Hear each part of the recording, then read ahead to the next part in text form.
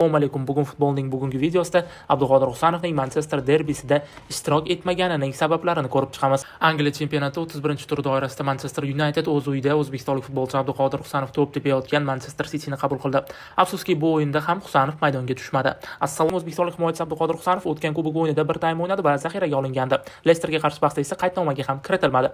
Buni murabbiy Guardiola Husanovni derbidagi bahs uchun asrab qo'ydik degan sabab bilan izohlab berdi. Lesterga qarshi o'yinda Nico O'Reilly asosiy tarkibda chap qanot himoyasida, yoshga Guardiola esa markaziy himoyaga o'tkazilgan edi. Husanovda hech qanday jarohat yo'q edi. U Manchester Unitedga qarshi o'yinga tayyor edi.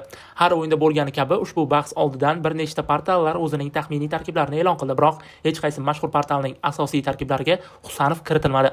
Kutilganidek, haqiqatda Husanov uchrashuvni zaxirada boshladi. Husanov nega zaxirada qoldi? Faqat bir sabab: men chap qanotda ikki chap oyoqli futbolchini ko'rishni istadim. Shunchaki taktik qaror, deydi Guardiola.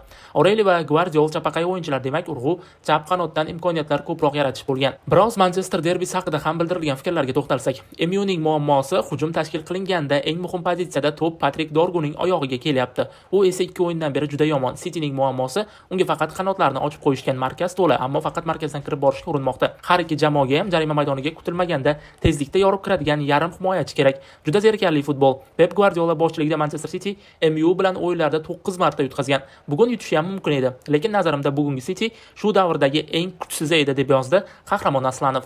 Siz nima deb o'ylaysiz? Guardiola Husanovni nega maydonga tushirmayapti yoki mutaxassis oxirgi paytlarda ko'proq ishonchli himoyadan ko'ra biroz hujumkorroq futbolni afzal ko'ryaptimi? Bu borada izohlarda fikrlaringizni yozishni unutmang.